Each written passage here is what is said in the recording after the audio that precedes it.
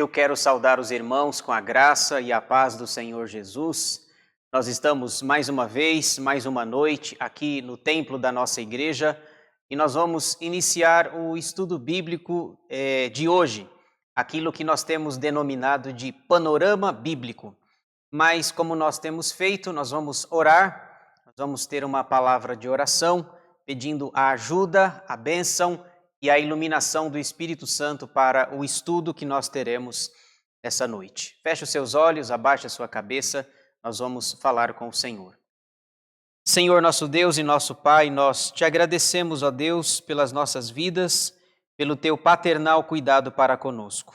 Te louvamos porque o Senhor tem dirigido a nossa vida, a nossa história, a nossa caminhada, e nós te somos imensamente gratos pela oportunidade que temos de semanalmente estudar a Tua Palavra, de conhecê-la, de crescer a cada dia mais na graça e no conhecimento do Senhor Jesus Cristo.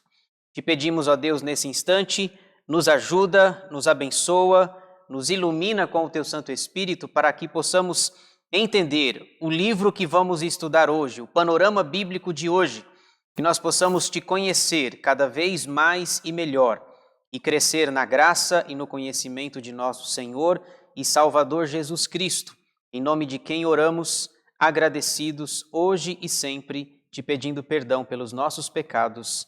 Amém. Muito bem, meus irmãos, nós vamos começar o panorama bíblico de hoje, terça-feira, dia 4 de agosto de 2020. O Antigo Testamento está dividido em 5 partes. Eu trouxe novamente essa imagem para que nós tenhamos a visão do todo. O Antigo Testamento tem 39 livros, como vocês estão vendo, e está dividido em 5 partes.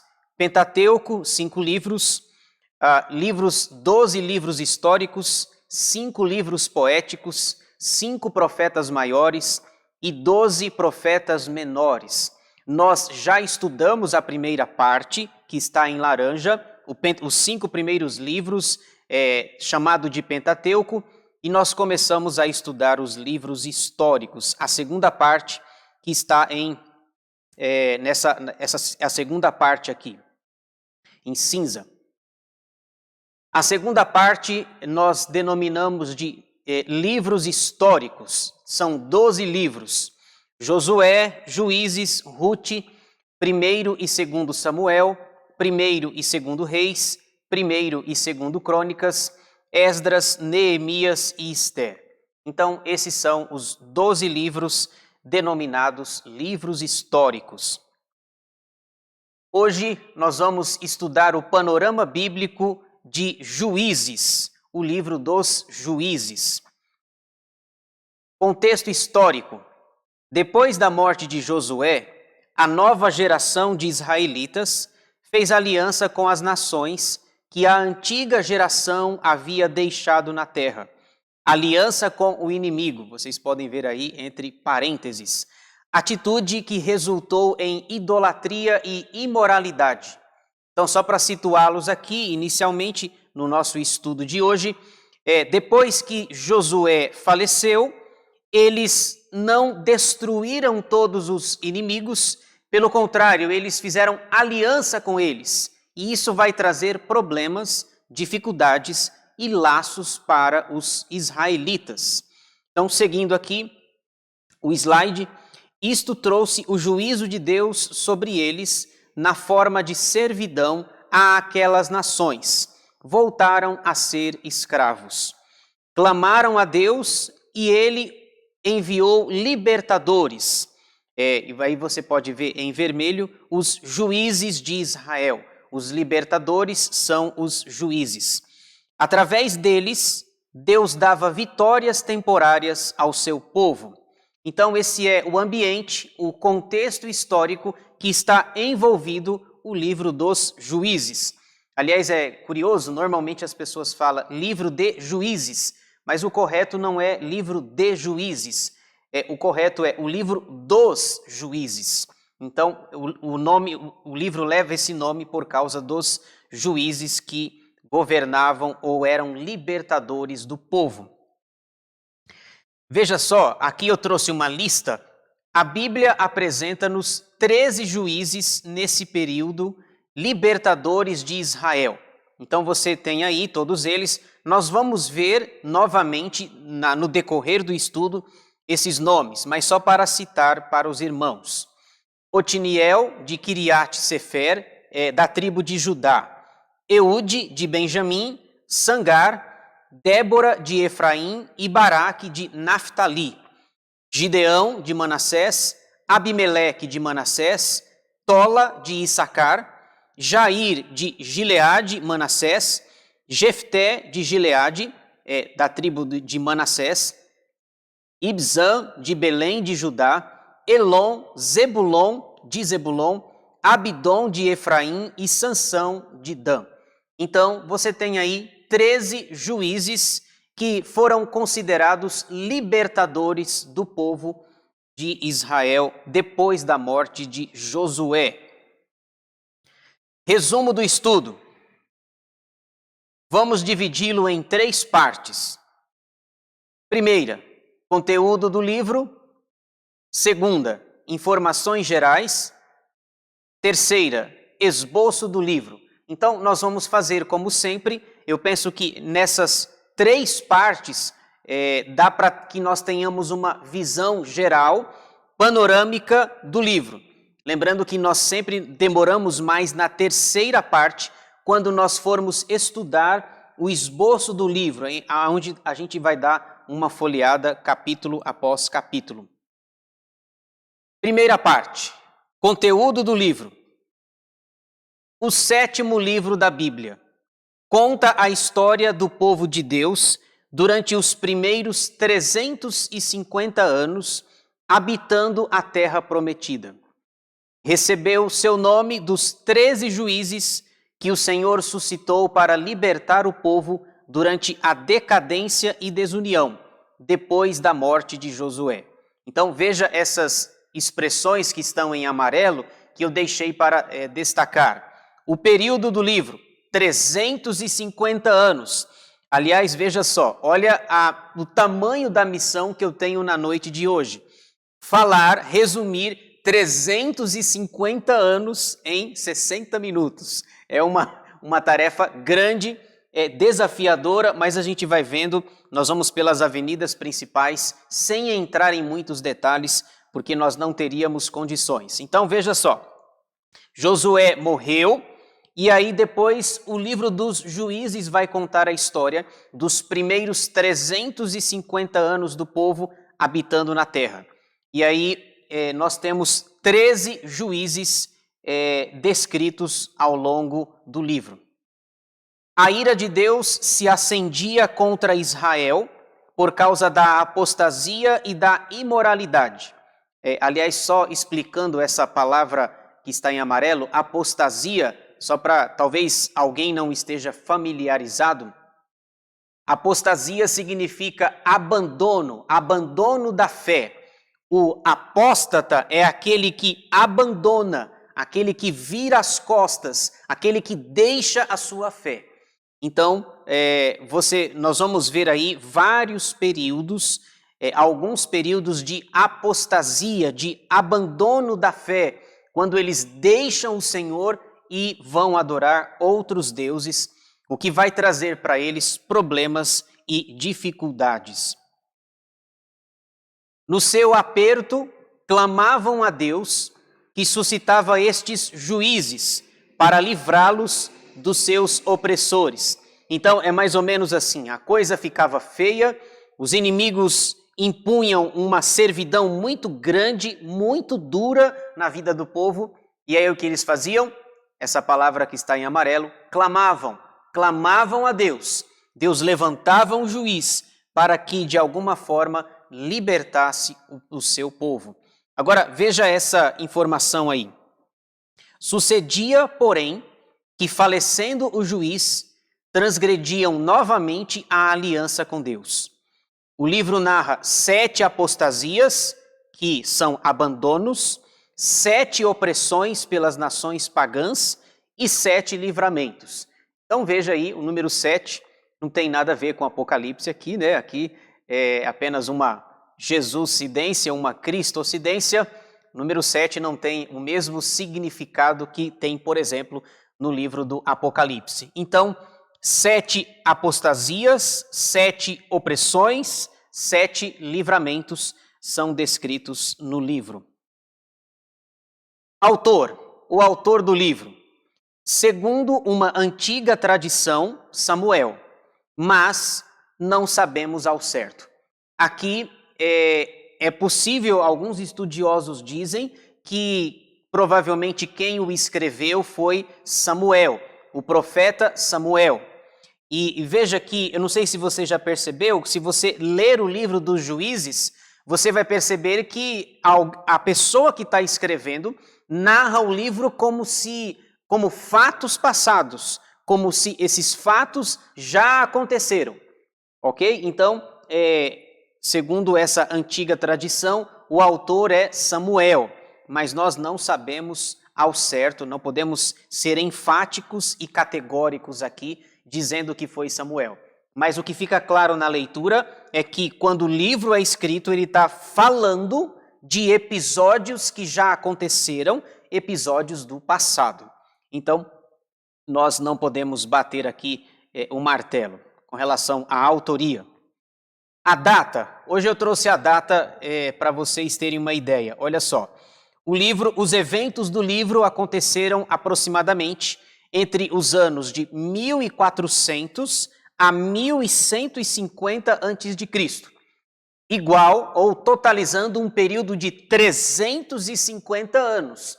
Lembrando que a contagem era, no Antigo Testamento, a contagem era regressiva, certo? A nossa contagem hoje ela é progressiva. Então, por que regressiva? Porque Cristo ele vai ser o divisor de águas, por assim dizer, para demarcar a história. Você tem AC e DC, antes de Cristo e depois de Cristo. Então, entre os anos de 1400 a 1050, totalizando 350 anos. Então, eu peço a sua ajuda e a sua misericórdia aí, porque eu tenho que falar de 350 anos em apenas 60 minutos. Mas vamos lá, né? Vamos em frente aqui. Tema. O tema do livro, numa palavra, eu destacaria essa palavra aqui, decadência. Decadência. Eu quero que você acompanhe comigo, por favor. Aliás, deixe a sua Bíblia aberta, deixe o seu celular ligado. Por favor, vá folheando conosco e acompanhe até o final. Eu gostaria que você deixasse a sua Bíblia aberta. Nós vamos ler alguns textos para nos ajudar e servir de referência para o nosso estudo. Então, nós podemos ver essa questão da decadência no capítulo 17, versículo 6, e depois em 21, 25. Veja aí, por favor, 17, 6 diz assim: Naqueles dias não havia rei em Israel, cada qual fazia o que achava mais reto. Então, observem, a perspectiva do escritor, vamos supor que seja Samuel, veja a maneira como ele escreve, naqueles dias, ou seja, ele está falando de episódios que já aconteceram e ele os está enumerando, citando aqui. E ele diz que não havia rei em Israel e cada um fazia aquilo que achava mais correto. Isso aqui é um problema sério, né? Se eu começar a fazer aquilo que eu acho que é certo, que eu acho que é correto, nós vamos ter problema. Nós não podemos agir assim, nós precisamos de um referencial, precisamos ser guiados pela palavra de Deus. Agora, passe algumas folhas adiante e veja aí, Juízes 21, 25, é o último versículo do livro. Calma, nós não terminamos o estudo ainda, não fiquem nervosos aí, brincadeira. 21, 25 diz assim: Naqueles dias não havia rei em Israel, cada um fazia o que achava mais reto. Então, tanto em 17, 6, quanto em 21, 25, há a descrição de que não havia rei em Israel e cada um fazia aquilo que achava correto. Isso vai dar problema. Se eu faço o que eu acho que é certo, o outro vai fazer assim Daqui a pouco a gente vai ver o problema que vai dar e isso vai entrar naquilo que eu estou chamando aí de decadência.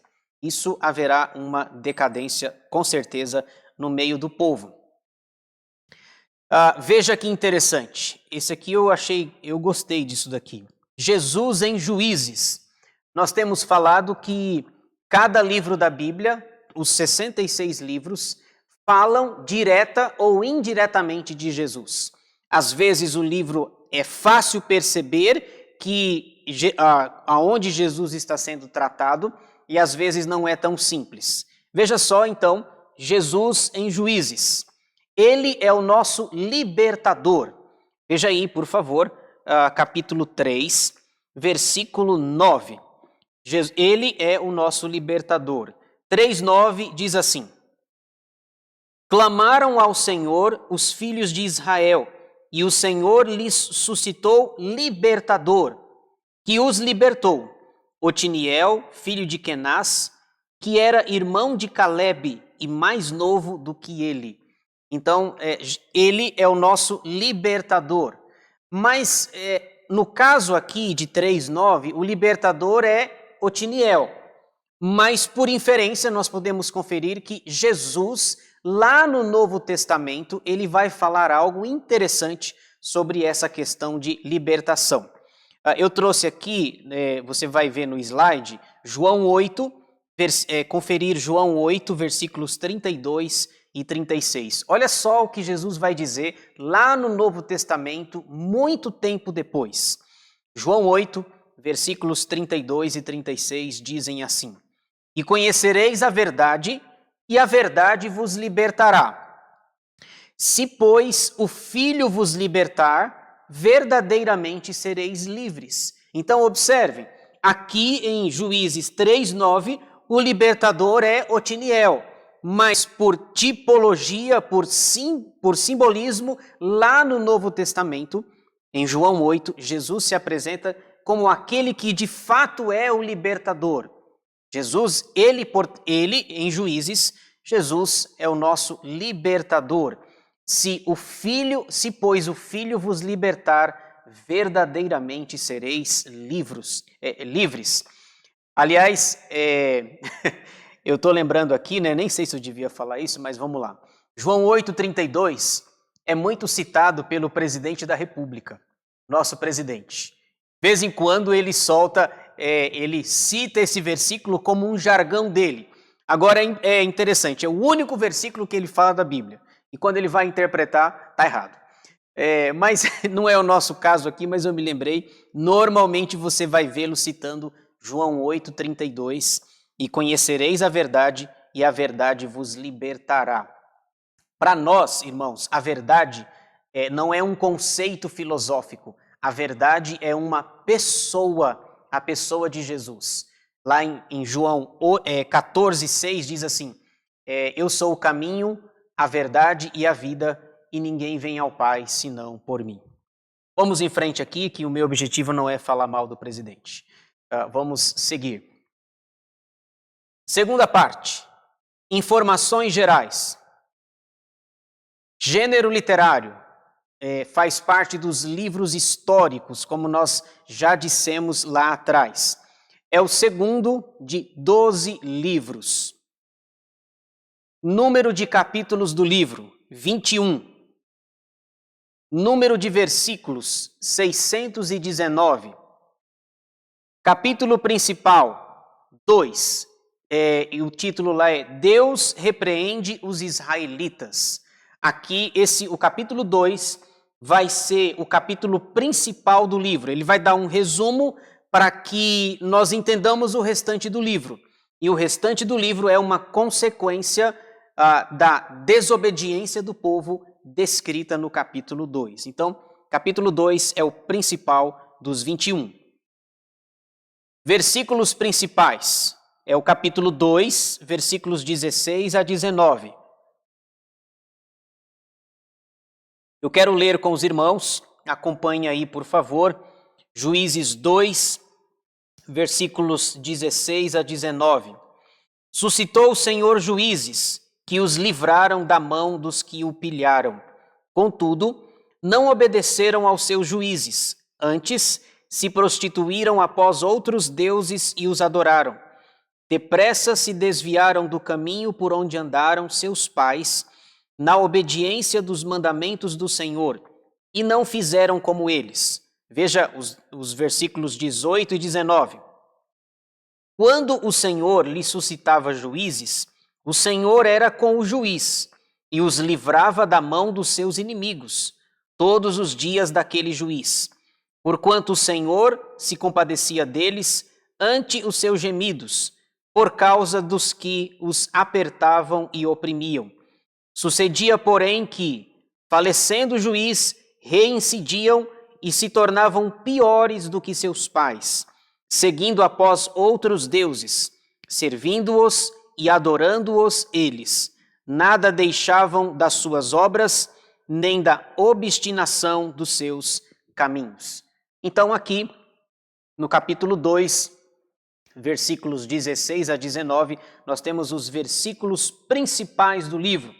O Senhor levantava o juiz, abençoava o povo, o juiz morria e eles voltavam para a prática da desobediência, da idolatria, como nós dissemos ainda há pouco, aqueles ciclos dos 7 lá, né, que nós destacamos em slides anteriores. Maior capítulo é o 9, com 57 versículos. Menor capítulo é o 17, tem apenas 13 versículos. Então, aqui na segunda parte, as informações gerais, são apenas alguns dados, né, dados mais numéricos para que nós tenhamos uma visão geral do livro. Número de capítulos, de versículos, capítulo principal, versículo principal, etc. Então, só para nos guiar de uma maneira mais geral. Terceira parte, esboço do livro.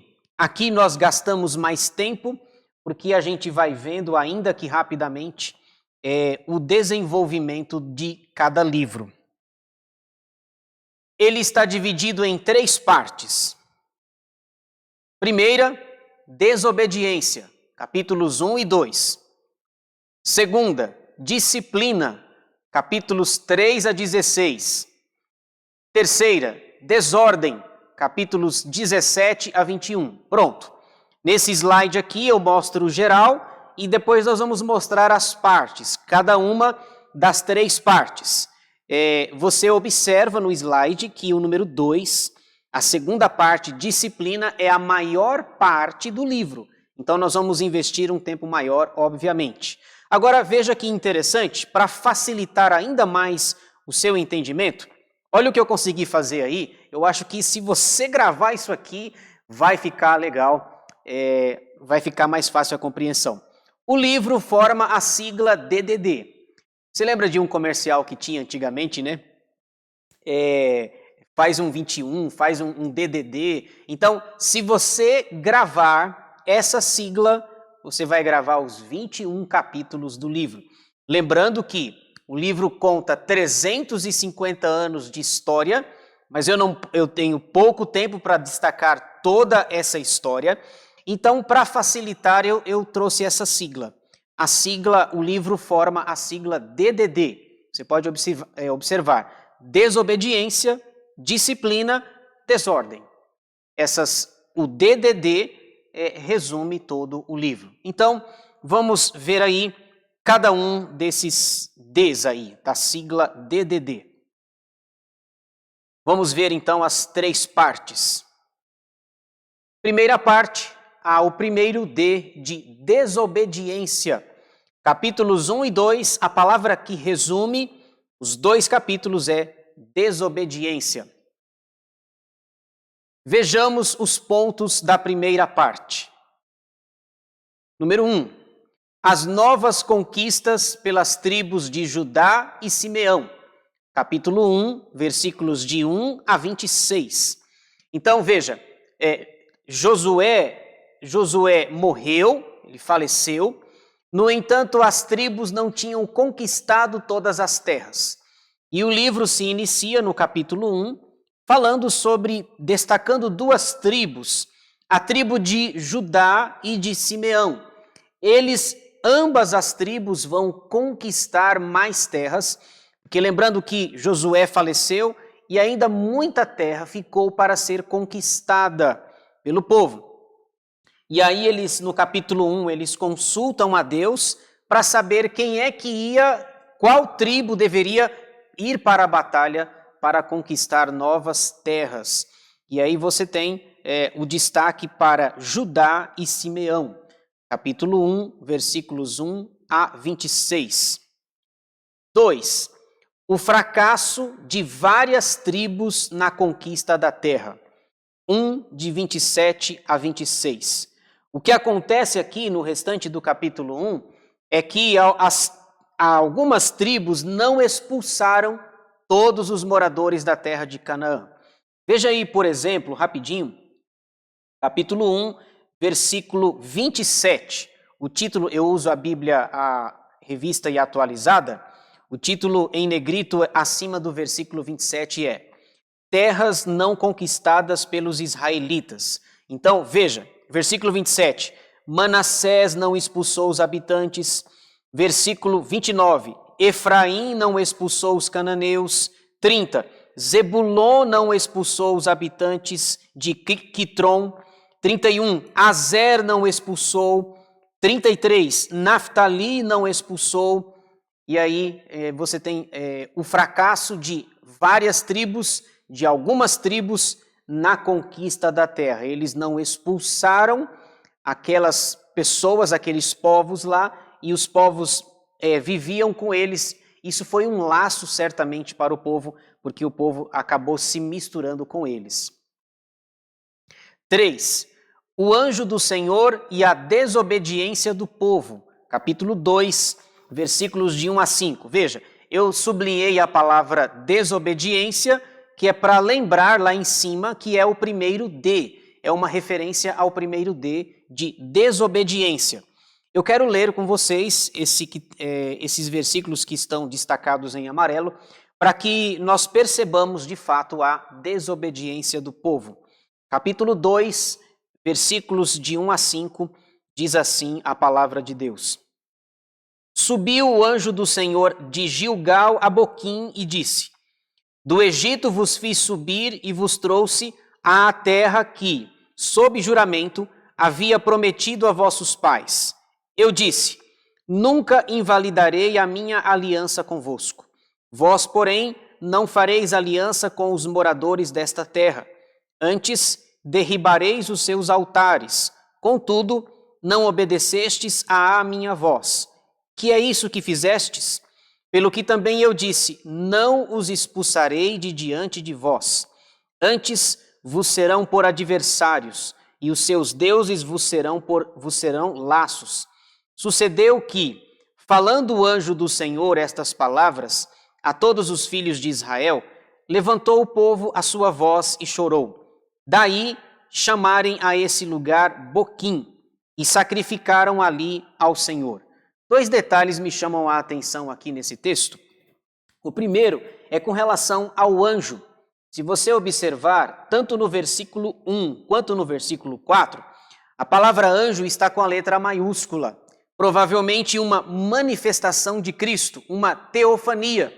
Esse não é um anjo qualquer, é um anjo especial que aparece ao Senhor em Gilgal. Gilgal e Boquim é descrito aqui, né?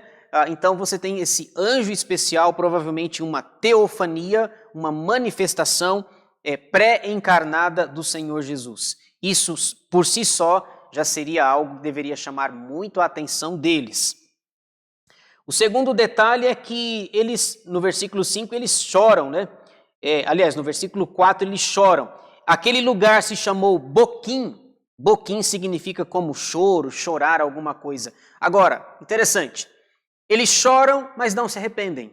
Então, nós diríamos hoje, né, popularmente, que seriam lágrimas de crocodilo desse povo, porque do que adianta chorar se no restante do livro as atitudes que esse povo terá mostra que foram lágrimas de crocodilo. Eles choram, está todo mundo chorando, diz o versículo 4, levantou o povo a sua voz e chorou.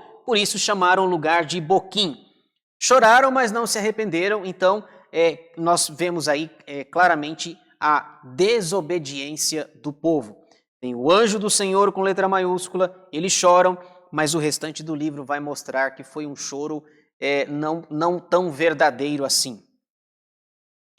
4.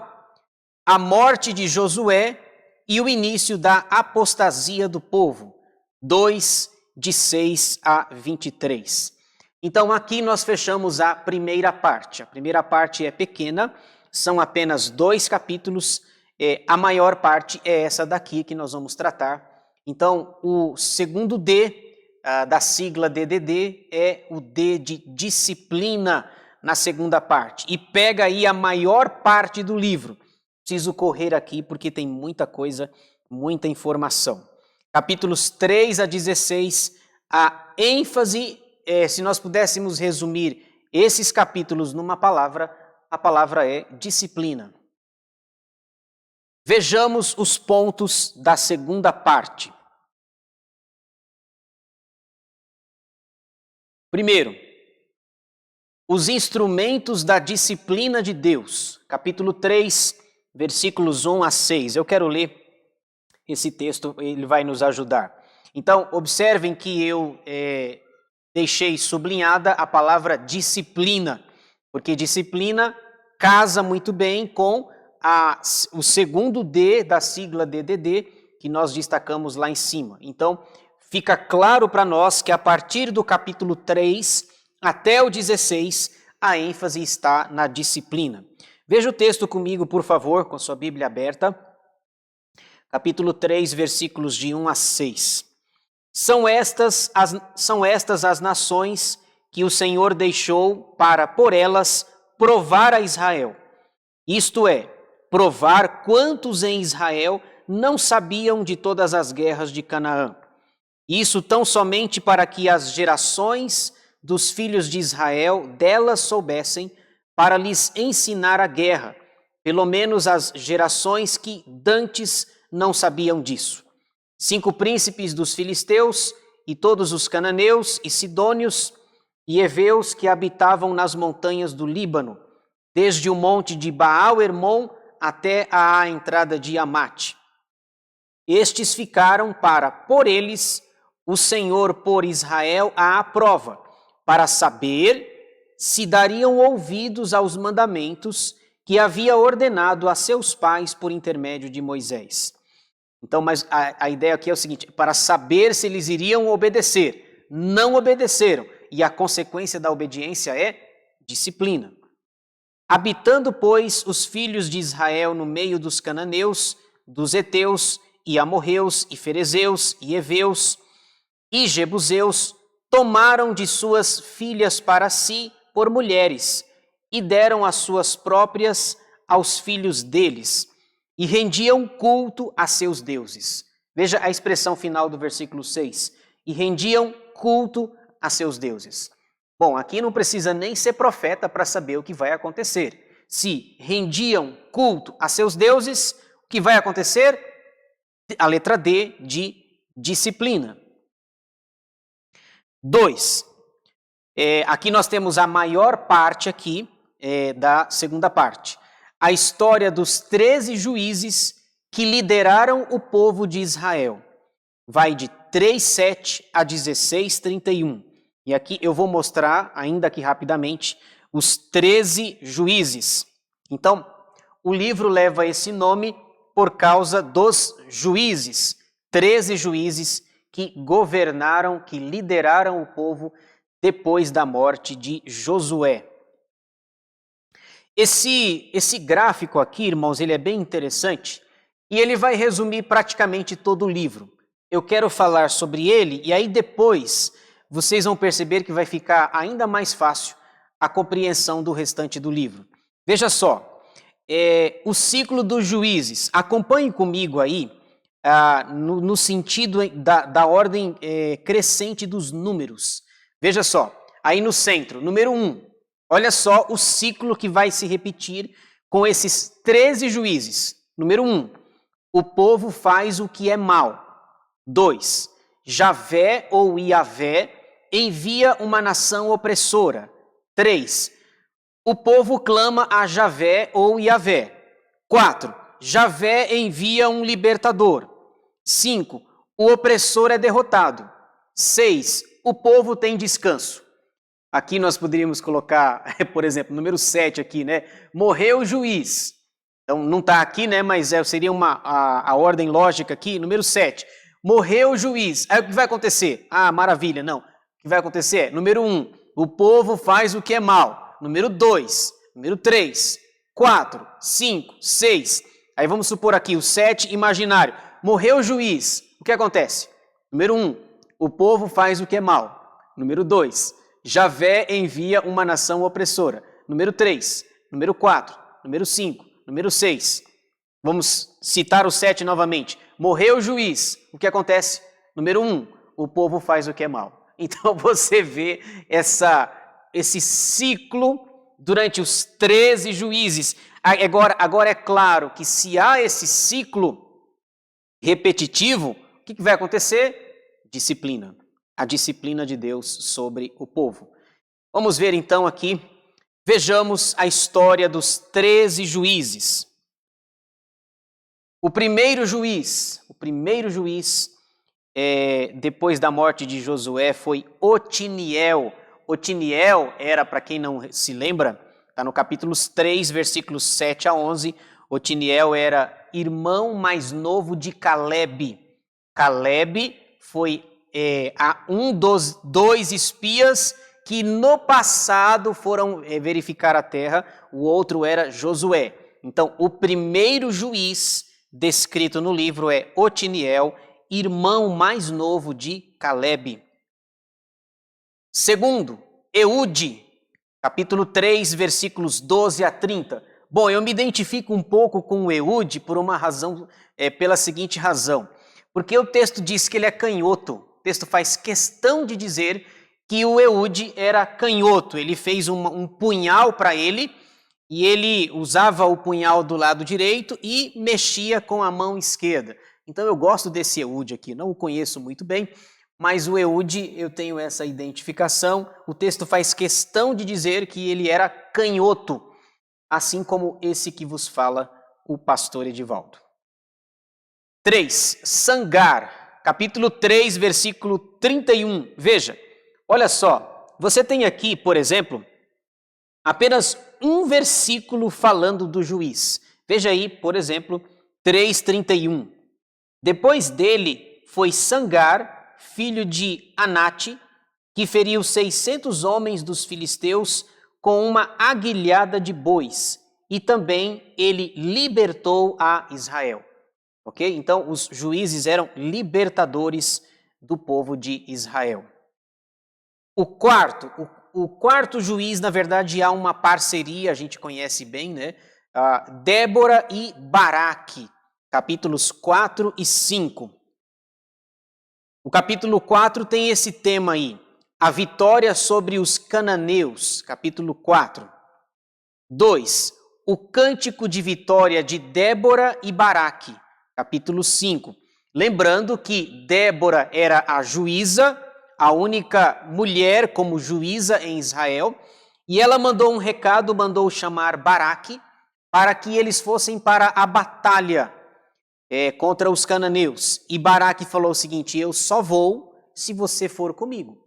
A Débora falou: tá bom, eu posso ir com você, mas a glória vai ser minha. A glória vai ser de uma mulher. E aí ambos foram, eles são vitoriosos, e no capítulo 5 nós temos o cântico. Capítulo 5, versículo 1 diz: naquele dia cantaram Débora e Baraque, filho de Abinoão, dizendo. E aí vem o cântico. 5, ou o quinto juiz, Gideão, capítulos 6 a 8. São 3 capítulos falando de Gideão. Alguns pontos sobre a vida dele. 1. Continuidade da apostasia, 6, de 1 a 10. 2. O seu chamado, capítulo 6, versículos 11 a 40. 3. A sua vitória sobre os midianitas, vai de 7:1 a 8:21. Aliás, no seu chamado lá, né, a partir do capítulo 6, versículo 11, O anjo aparece para ele e diz assim: olha, o Senhor é contigo, varão valoroso. É como se Gideão respondesse assim: bom, o Senhor pode até ser comigo, mas as evidências mostram exatamente o contrário. Porque há 7 anos nós estamos perdendo toda a nossa comida, a nossa alimentação para os midianitas. Então, o Senhor pode até ser conosco, mas as evidências são contrárias, porque nós temos... E ele estava malhando trigo no lagar, ou seja, um local escondido, para que os midianitas não soubessem e viessem roubar os mantimentos. Então, mais alguns detalhes sobre a vida de Gideão. 4. A apostasia e a sua morte. Capítulo 8, versículos 22 a 35. Isso aqui é interessante. Pouco se fala sobre a apostasia de Gideão. A gente lembra mesmo da luta dele com os 300 homens. Mas Gideão, no capítulo 8, ele faz uma estola sacerdotal. O povo adora a outros deuses. Isso vai trazer um problema seríssimo. E normalmente a gente não ouve falar sobre a apostasia. Gideão, ele começa bem, mas depois ele manda fazer essa estola sacerdotal, junta o ouro da população, e isso vai trazer um problema sério de idolatria para a vida do povo. Então, esses são alguns detalhes sobre a vida do 5º juiz, Gideão. 6. Abimeleque, capítulo 9. Abimeleque era filho de Gideão, ok? E o capítulo 9 é o maior capítulo do livro. Esse Abimeleque era gente ruim, sanguinário, gostava de matar as pessoas, e no final do capítulo 9, ele está numa fortaleza, ele está embaixo, uma mulher pega uma pedra de moinho, e acerta a cabeça dele, o crânio dele. E aí ele diz, olha, para que não se diga que eu fui morto por uma mulher, ele pede que o servo dele traspasse a espada no seu corpo. Então, esse é o Abimeleque, um homem ruim, sanguinário. Só para que vocês tenham uma ideia, um detalhe que talvez a gente não lembre. Gideão tinha 70 filhos, 70. O Abimeleque matou os 70 filhos de Gideão, seus irmãos, para assumir o governo, e ele foi juiz durante 3 anos. Isso está no capítulo 9. Alguns detalhes sobre isso, sobre ele. A sua sórdida ascensão, a alegoria de Jotão. Jotão é o seu irmão mais novo, o único que sobreviveu da chacina, da morte dos 70 irmãos. Aquilo que eu falei, o seu reinado violento, capítulo 9, versículos 22 a 49. Eu deixei reinado entre aspas, porque nós já vimos no livro que não havia rei em Israel e cada um fazia aquilo que achava mais correto. 4.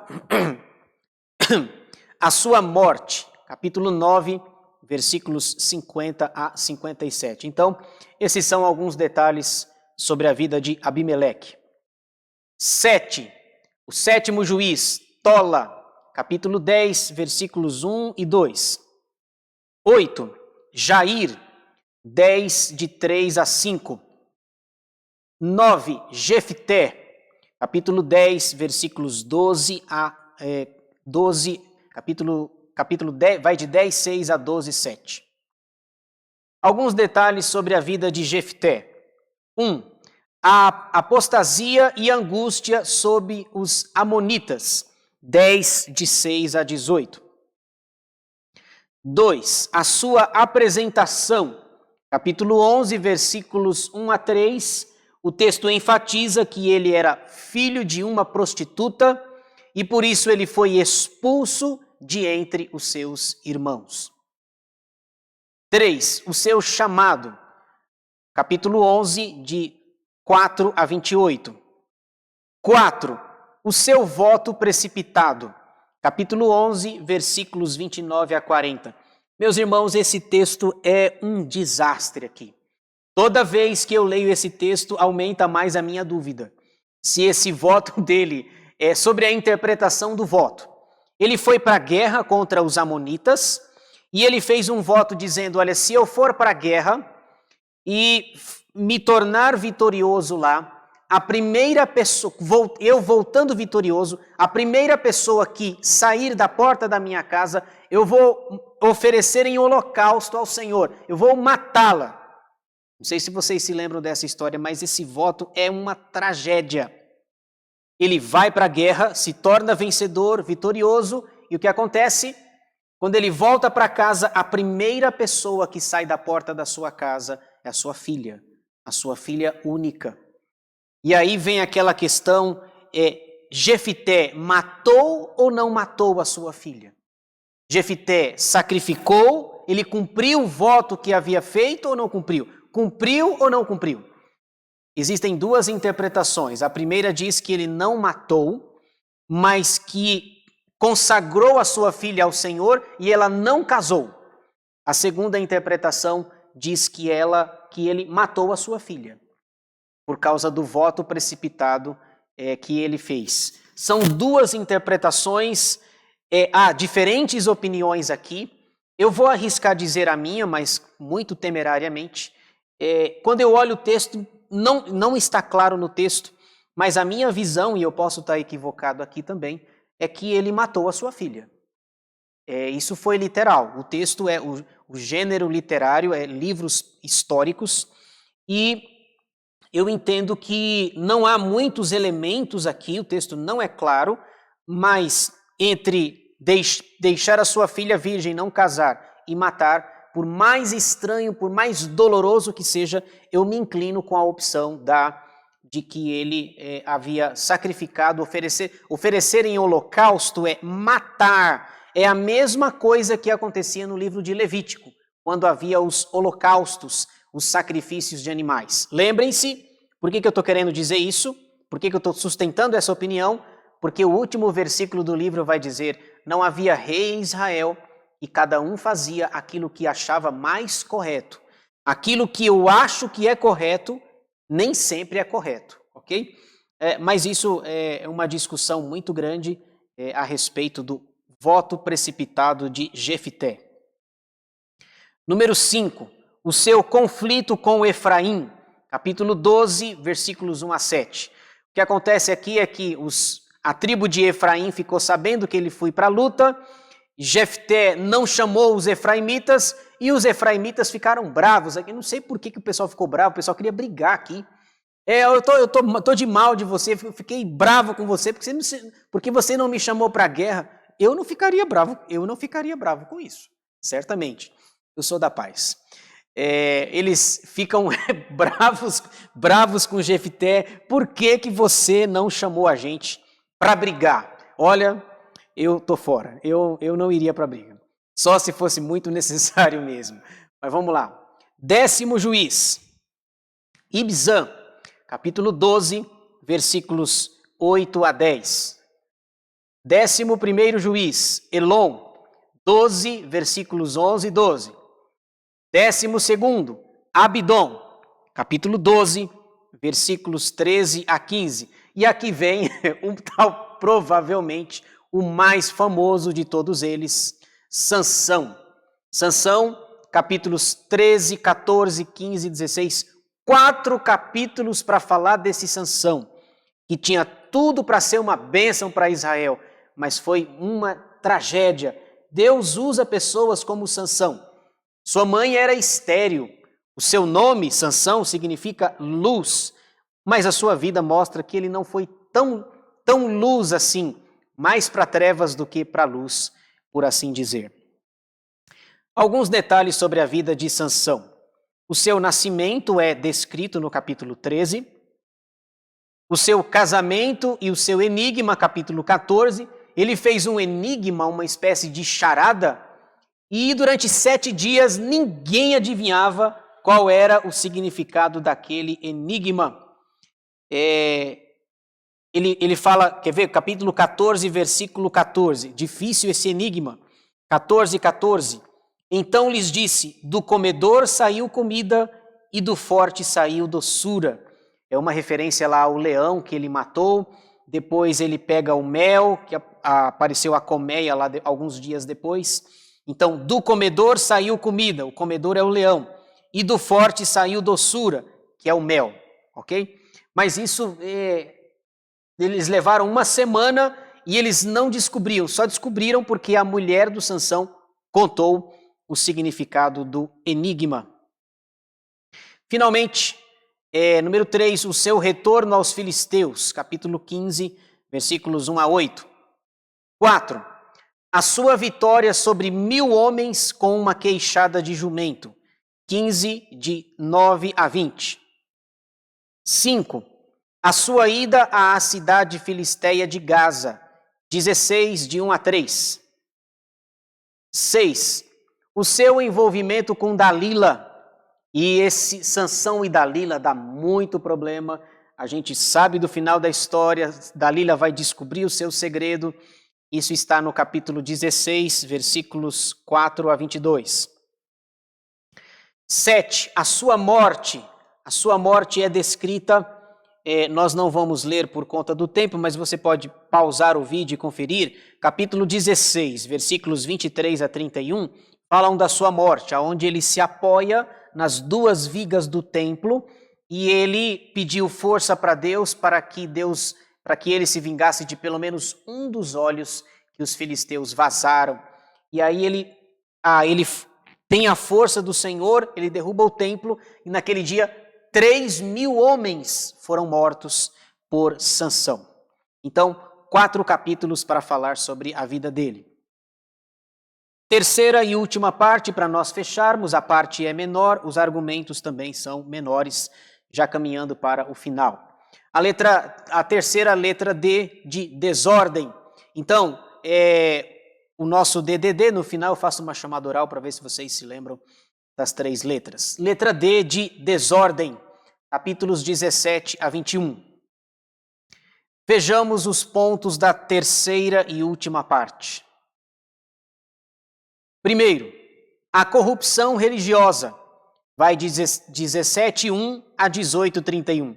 Veja só o tamanho da desordem que acontece aqui.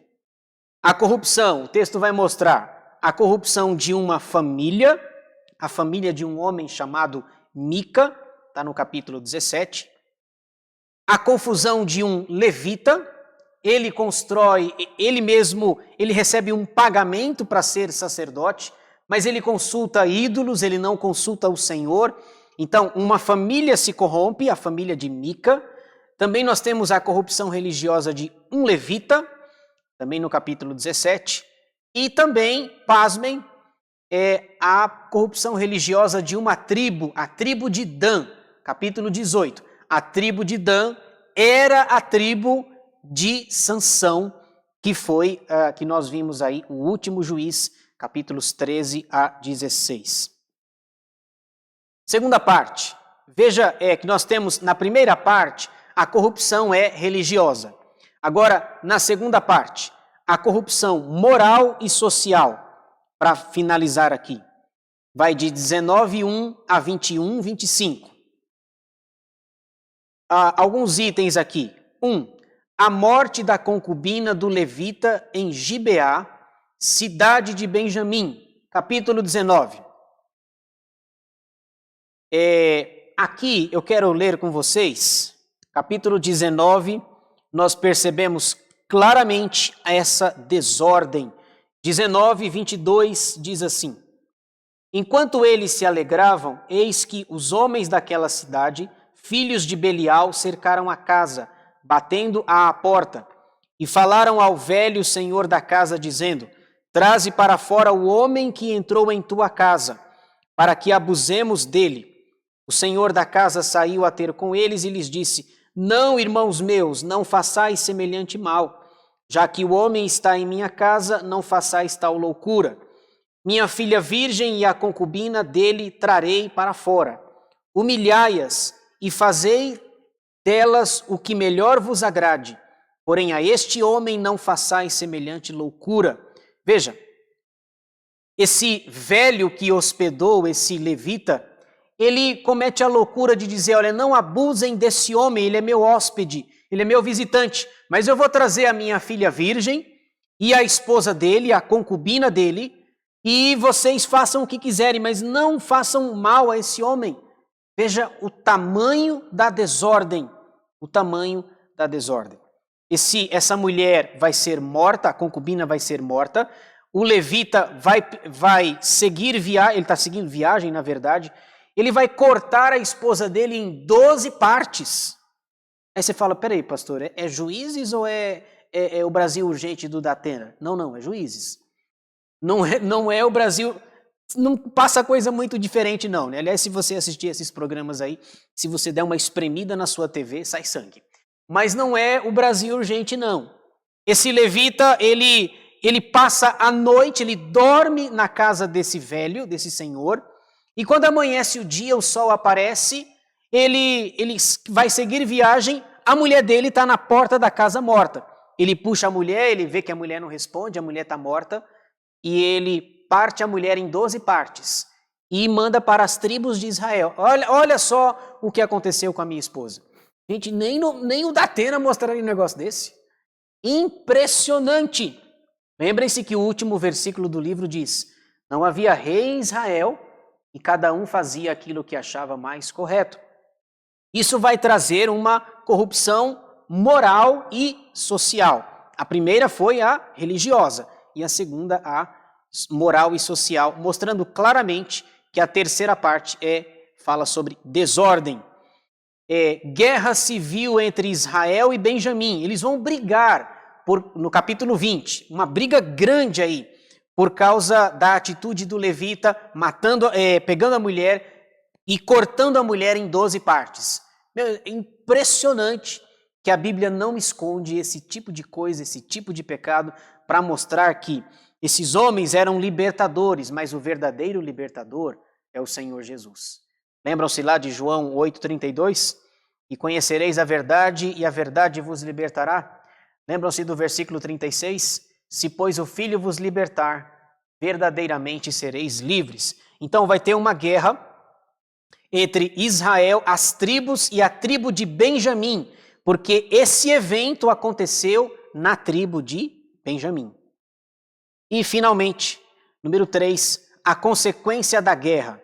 Muitos foram mortos, e aí tem um problema, há esposas para os benjamitas.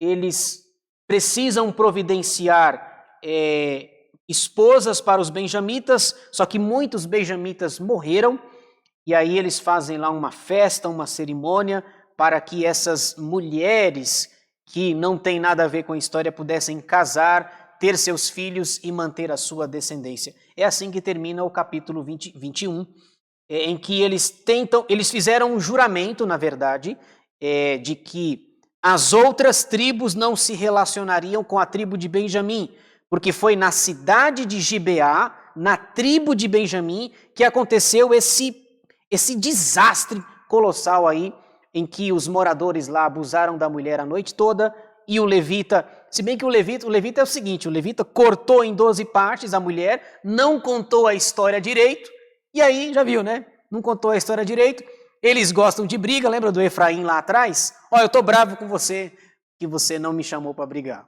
É assim, gente, isso aqui é Bíblia, impressionante. Eu estava lendo, eu já fiz esse estudo, mas eu reli e tentei buscar outras informações, é assim que termina o livro. O último versículo do livro diz assim, 21, 25. Naqueles dias não havia rei em Israel. Cada um fazia o que achava mais reto. O que achar mais reto não significa que é reto e nem correto. É isso que eu gostaria de deixar para nós no panorama bíblico de Juízes, o livro dos Juízes. Próximo estudo, na semana que vem, se Deus quiser, nós vamos estudar o livro de Ruth. Você tem essa imagem bem simbólica, bem representativa. O livro é menor, então vai dar para a gente falar com mais calma e mais tranquilidade. Mas isso é assunto para o nosso próximo estudo. Por hora, eu gostaria de orar com vocês, agradecendo ao Senhor pelo estudo de hoje. Vamos orar? Senhor, nosso Deus e nosso Pai, te louvamos por essa noite, pelo estudo bíblico que tivemos. Obrigado, Senhor, pelo estudo do livro dos Juízes. Te agradecemos, ó Pai, porque temos a Tua palavra e ela não esconde os erros, os pecados, as coisas equivocadas que o Teu povo faz. Senhor, te agradecemos porque, de fato, podemos ver que esses homens, como libertadores, eram falhos. O nosso verdadeiro libertador é o Senhor Jesus. Se, pois, o Filho vos libertar, verdadeiramente sereis livres. Te louvamos, ó Deus, pelo estudo de hoje, pelo ensinamento da Tua palavra, e te pedimos, dá-nos a graça de praticarmos esses ensinamentos, o conhecimento que tivemos hoje, para que esses exemplos maus não sejam seguidos, para que nós aprendamos com eles a vivermos para a glória do Senhor. Nós oramos agradecidos no nome de Jesus, aquele que vive e reina para todo sempre. Amém. Muito obrigado, irmãos, por nos assistir, por acompanhar o estudo de hoje. Desejamos a todos um bom restante de semana e fiquem todos na paz do Senhor Jesus.